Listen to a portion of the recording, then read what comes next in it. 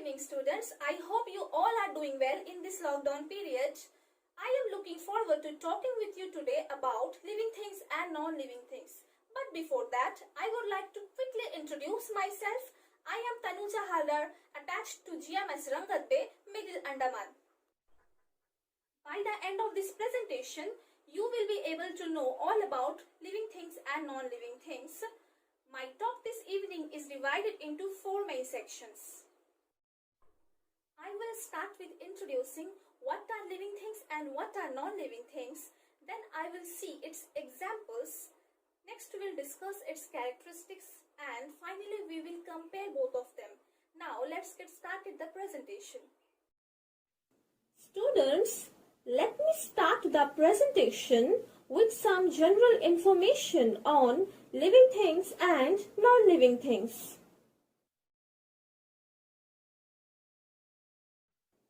We see many things around us. There are 2 kinds of things, living things and non-living things. As we all know that we can find many things around us.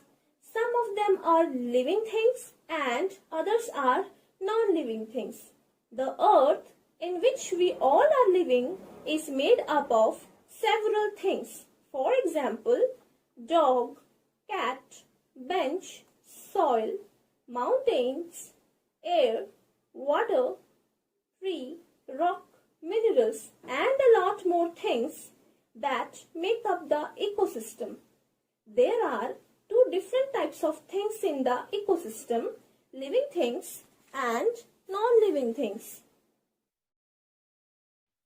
Students, do you know what are living things? Let's know about that. The things that breathe, need food, move, and produce young ones like themselves are called living things. Plants and animals, including us, are living things. Here you can see some of the good examples of living things. For example, as you can see, a lion, cat, boy, fish, parrot, dog, hen, and an elephant are some of the examples.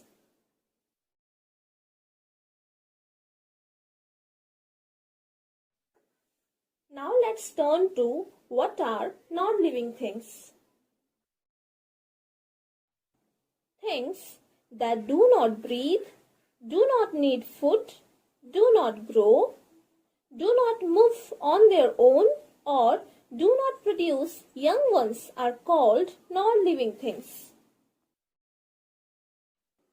I would like to illustrate the point by showing you this image.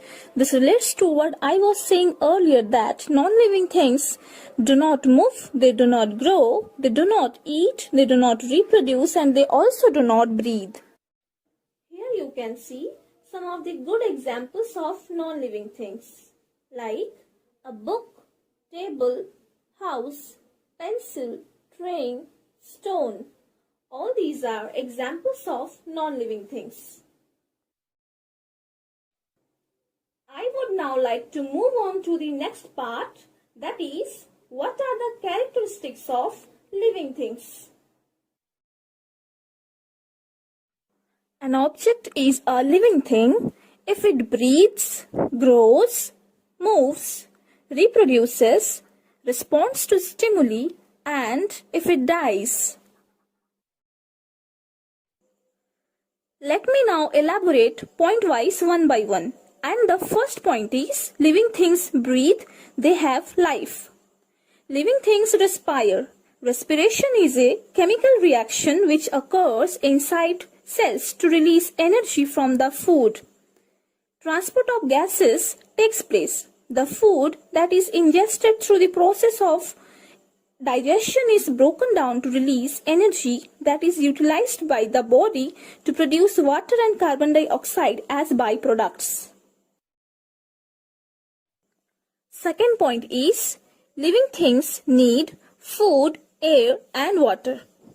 All living beings require energy to perform different metabolic activities, and they gain energy from food or nutrition and water. They acquire and fulfill their nutritional requirements to survive through the process of nutrition and digestion. Next point is, living things grow. Living things can grow and develop. They grow through different stages of development. Living things move. Living things exhibit locomotory motion. They move. Animals are able to move as they possess specialized locomotory organs. For example, earthworms move through the soil surface. Plants respond to the movement of the sun. A tree would probably not react the same way as a human. It would not react when we hit it, and it might not walk around, since the signs of life displayed by them are least observable and do not make them non-living. Living things produce young ones like them.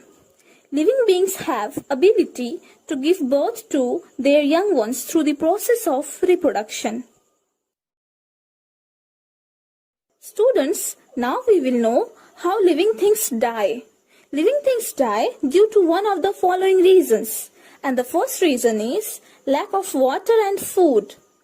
Second one is eaten by others. And the last one is old age and diseases. Now let's turn to the next point.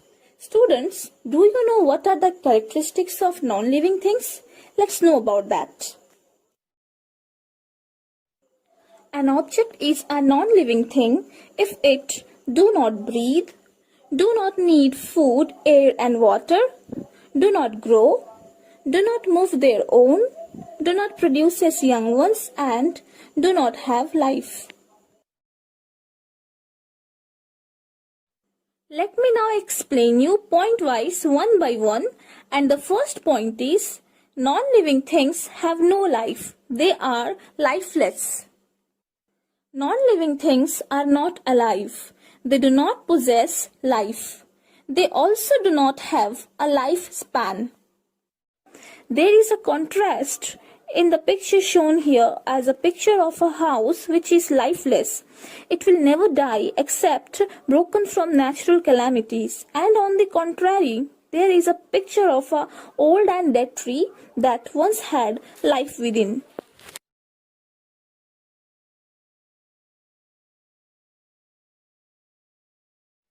Let's move on to the second point, that is, non-living things do not need food, air and water.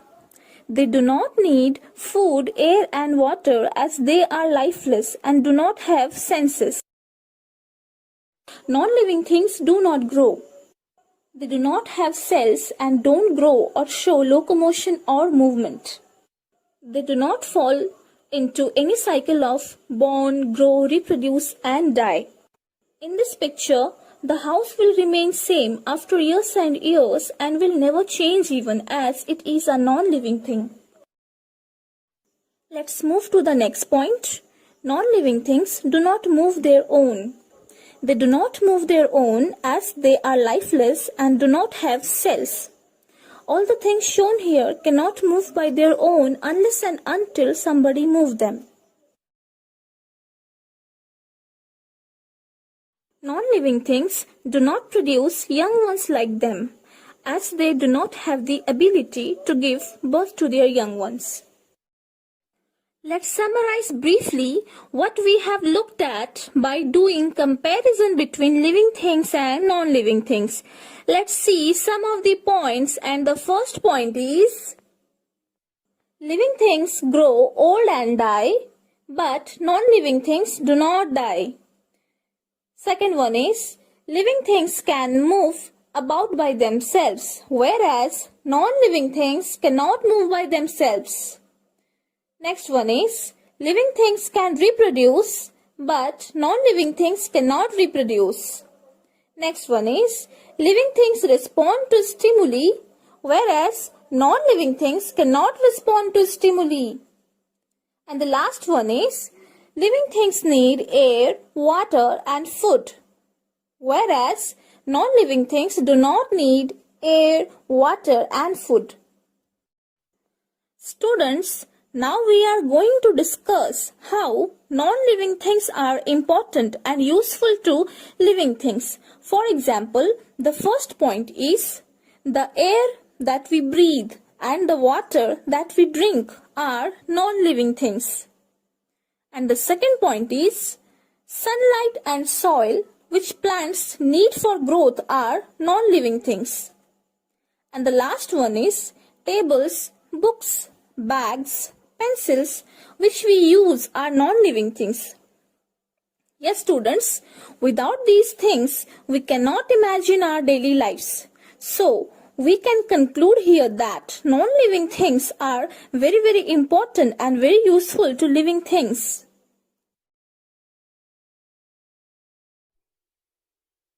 I would like to recap the main points by showing you a video. Hope you will be definitely like it.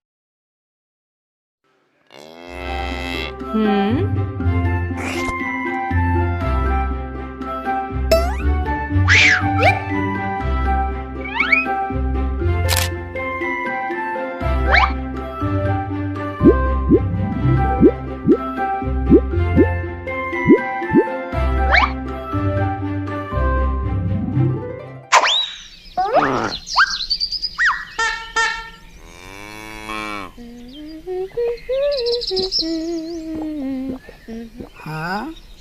Huh?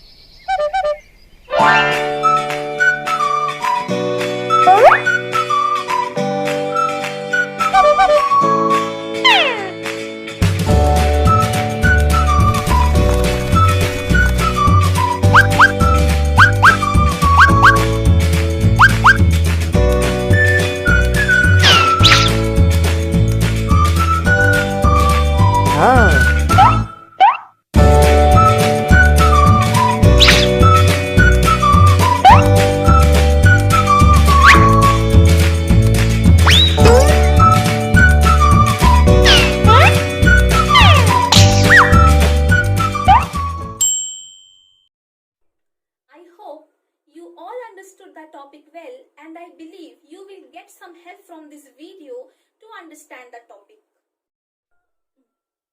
Now, that brings me to the end of my presentation. Thank you for your attention. If you have any questions, please don't hesitate to interrupt me. I would be very happy to answer any questions you may have. Drop me a mail at tanujahalder3595@gmail.com. Thank you and have a nice day.